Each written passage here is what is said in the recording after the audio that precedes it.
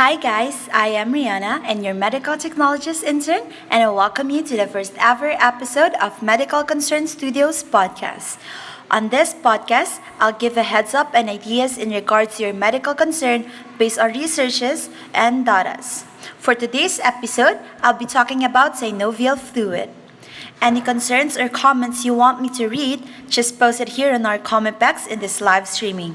And also, you can post it to our page after this live. Your feedback is highly appreciated, so without further ado, let's get started.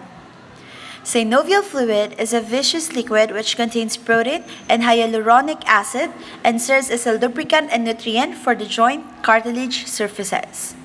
To start this, we receive a laboratory sample in our laboratory regarding synovial fluid procedure. Note that the information about the patient will not be disclosed and only information that is useful for this learning podcast will be presented, and also patient gave consent for this. For our sample, we receive a sample from a 56 years old. The patient claimed that he is experiencing intense joint pain, swollen knee, and also unable to walk properly. Looking for his second opinion now because of his first diagnosis is rheumatoid arthritis. So join us in giving diagnosis for this patient based on the laboratory results.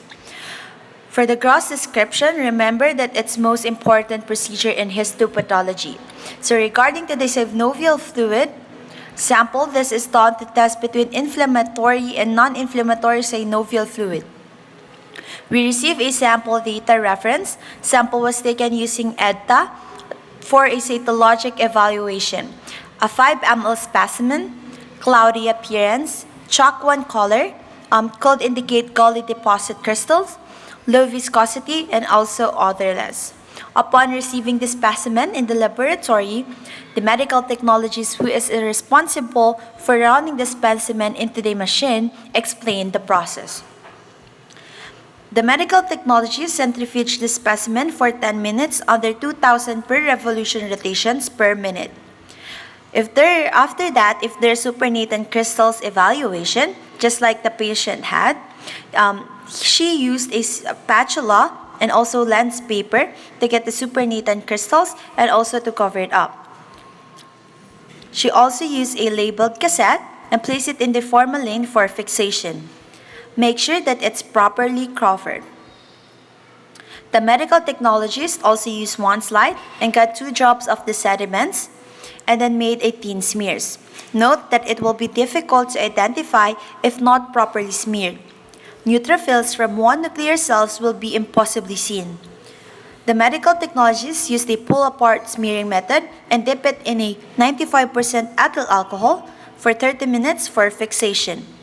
Routinely stain with abdominal skin using new methylene blue. And also, the medical technologists used diamond pencil to label unfrosted slide and check it under the microscope.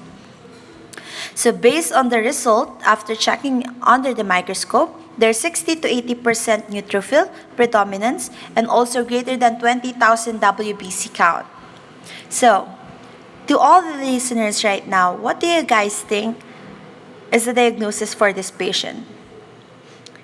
There are a lot of things to be considered, like gout because of the crystals and the neutrophil predominance, but did you get rheumatoid arthritis as well? If you do, you're correct. So that is all. To anyone listening, please be mindful that any symptoms and signs that you're feeling which tells your everyday life, make sure to consult your doctor. Again, this is Rihanna and your medical technologist intern, and thank you for joining me here on the first ever episode of Medical Technologist Intern Medical Concern Studios podcast. Any comments regarding this podcast is highly appreciated, and you may also leave a comment on our page any topic you want to discuss here in our podcast. It was nice helping listeners out, and may you enjoy the rest of your day. See you on our next episode. Bye!